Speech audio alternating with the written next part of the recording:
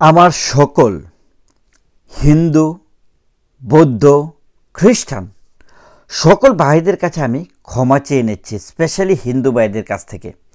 একটা বিষয় আপনাদেরকে আমি বলি, বাংলাদেশে হিন্দুরা থাকতে পারবে না, এটাই হচ্ছে বাস্তবতা। আর এই বাস্তবতাটা অনেকে বুঝেও নাটক করার চেষ্টা করছে, না বোঝার চেষ্টা করছে, স্পেশালি জামাত, শিবির, হিজবুতি, মৌলবাদী, জিহাদি, জঙ্গি, কট্টর এবং ডক্টর ইউনূস, তারা এখানে অভিনয় করছে, সংখ্যালঘুদেরকে নিয়ে অভিনয় করছে। আজকে আমরা দেখলাম গতদিন নাটোরে কাশিমপুরের কেন্দ্রীয় মহাশ্মশান যে মন্দির, সেখানে ডাকাতি হয়েছে। তারা যা পেয়েছে সেখান থেকে সেটাই নিয়ে গেছে এবং দুঃখজনক ব্যাপার হচ্ছে সেখানকার যে পুরোহিত, তাকে হত্যা করা হয়েছে। চিন্তা করা যায়, আপনি ডাকাতি করতে এসে একজন পুরোহিতকে আপনি হত্যা করলেন। বন্ধুরা, খুবই কষ্ট পেয়েছি এই বিষয়টাতে, খুবই কষ্ট পেয়েছি। এই জন্য আমি যে বিষয়টা দেখতে পাচ্ছি, হিন্দু ভাইদের উপর যে অত্যাচার হচ্ছে, এক ধরনের সূক্ষ্ম অত্যাচার হচ্ছে, যে অত্যাচার আপনি নিজের চোখে দেখতে পাবেন না, বা চোখে দেখতে যা পাচ্ছেন তার থেকেও কয়েক হাজার গুণ বেশি অত্যাচার হচ্ছে। এখন প্রশ্ন হচ্ছে যে কীভাবে অত্যাচার হচ্ছে।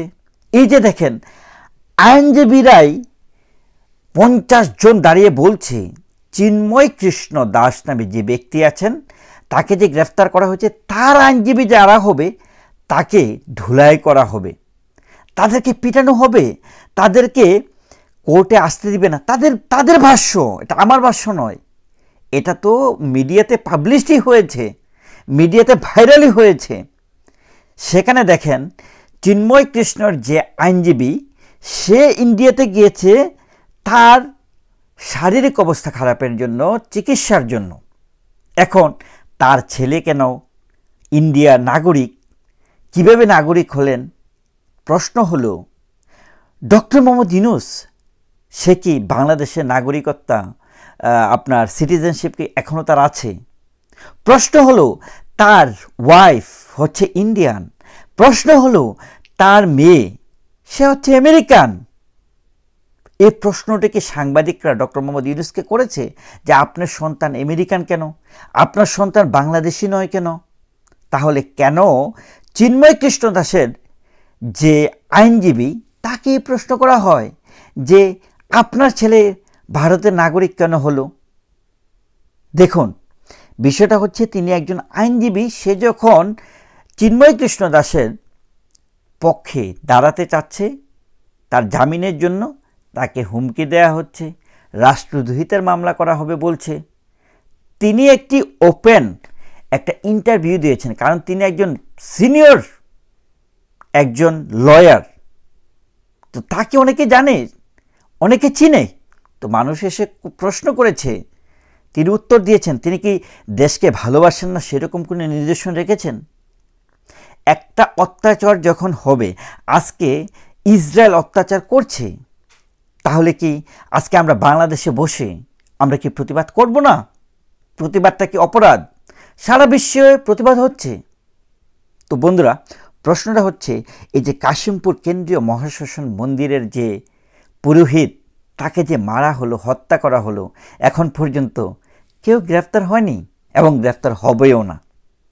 গ্রেফতার হবে না, লিখে রাখেন, গ্রেফতার হবে না, নাটক হবে। এটাকে নিয়ে নাটক হবে, রাজনীতি হবে, পলিটিক্স করা হবে, আওয়ামী লীগ মেরেছে, এ ধরনের নাটক হবে। তো এই যে প্রহসনগুলা, এটাই প্রমাণ করে 30% থেকে হিন্দুরা কমতে কমতে কমতে কমতে এখন 7%, close two 7.5। After 10 years it gonna be half. মানে হাফ বলতে আমি বুঝেছি 3 to 4%। After 20 years it gonna be 1%। After 25-30 years আপনার পার্সেন্টেজ পয়েন্ট সামথিংয়ে নেমে আসবে। এটাই হচ্ছে বাস্তবতা। কিন্তু এ কথাটা বলতে আমার কষ্ট হচ্ছে। হিন্দু ভাইদেরকে আমি প্রথমতেই আপনাদের কাছে কিন্তু আমি ক্ষমা চেয়ে নিয়েছি। এটাই বাস্তবতা, এটাই হচ্ছে জামাত ইসলামের বাংলাদেশের নিদর্শন। এই পাকিস্তানি শাসকরা এর আগেও যখন মুক্তিযুদ্ধের সময় প্রথমে টার্গেট করেছিল হিন্দুদেরকে, মানে নির্দ্বিধায় হিন্দুদেরকে অত্যাচার করা হয়েছে। আপনারা মুভিগুলোতে দেখেননি? লুঙ্গি খুলে চেক করা হয়েছিল। ভুলে গেছেন সেগুলা? ভুলেই যাবেন, কারণ মুক্তিযুদ্ধের চেতনাটাকে আমরা এখন আর লালন করতে পারি না। তারপরে যারা লালন করে তাদেরকে আমি শ্রদ্ধা জানাচ্ছি, সালাম জানাচ্ছি, স্যালুট জানাচ্ছি। জয় বাংলাকে আমাদের ধারণ করতে হবে। এবং আমি তীব্র নিন্দা জানাচ্ছি কাশিমপুর কেন্দ্রীয় মহাশাসনের মন্দিরের যে পুরোহিতকে হত্যা করা হয়েছে, সেটার আসামিকে তারা তো ধরবে না। তারপরেও আমি আমার পক্ষ থেকে প্রতিবাদ করলাম। আপনাদের কাছ থেকে প্রতিবাদের আশা করছি। ভালো থাকবেন।